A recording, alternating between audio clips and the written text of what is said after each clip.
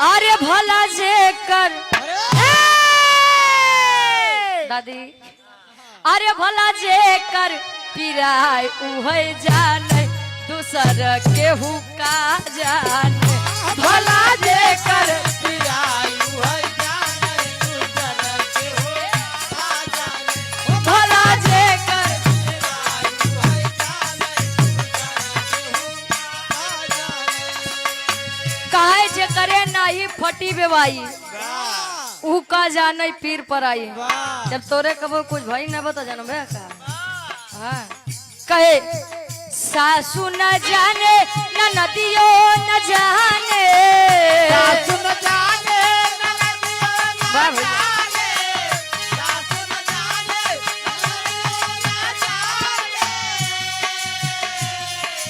न न जानिए भैया जे करे ऊपर बीते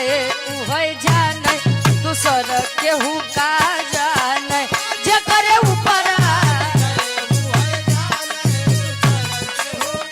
जियो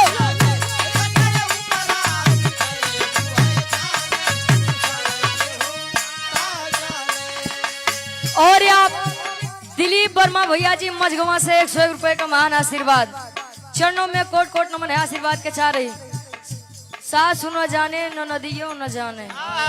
जे करे ऊपर बीते वही जाने दूसर केहू का जाने हाँ का जाने भैया जब अपने ऊपर पड़त है तब मन नहीं जाना वाह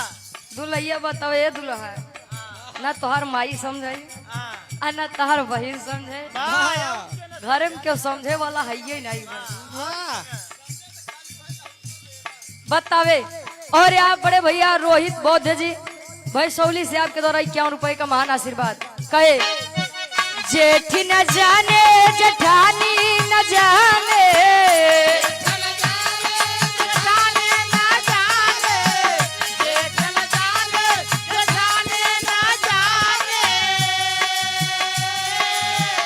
जेठ न जाने जेठानी न जाने जे करे ऊपर बीते उहे जाने दूसर केहू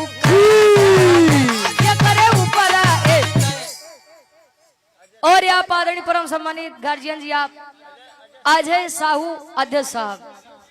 नमकीन भंडारी आप गार्जियन जी के द्वारा इस भाव को समझते हुए हैं 101 रुपए का महान आशीर्वाद का करवा उनका इच्छा खाना काम में आई ए हो ललन तोहर चितवन कैसे ए हो ललन तोहर चितवन कैसे ए हो ललन तोहर चितवन कैसे और आप आदरणीय परम सम्मानित राम वदन पाल जी धारूपुर से गार्जियन जी के द्वारा 51 रुपए का महान आशीर्वाद लड़का जब जन्म लेते आवत थी अच्छा आज के जनरेशन वाली लड़के कहीं है दादी ए चाची तोसी नहीं लहा तनी हम से लहाई देखी लही जाए तो ठीक है बना लहात कोनो बात ही नहीं हाँ लड़का ले कहीं लड़कवा तो जैसे हवे तने में दुल्हा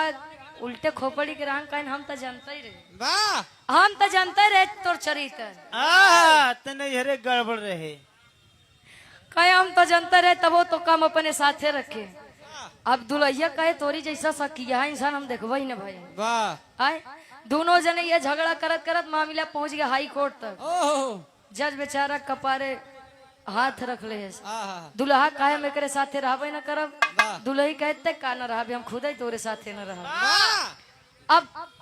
जज बेचारा सोचत बा ठीक है तू अपने माई घरे चली जाए वाह ई बताओ हां जवन ई लइकवा भवा ऊ कहाँ जाई वाह ओकरे मम्मा के दई दे अच्छा आज के मम्मा तो दे दे लेकिन उनकर मम्मा तो खुद ही उनकर काल रहे उनका के का देब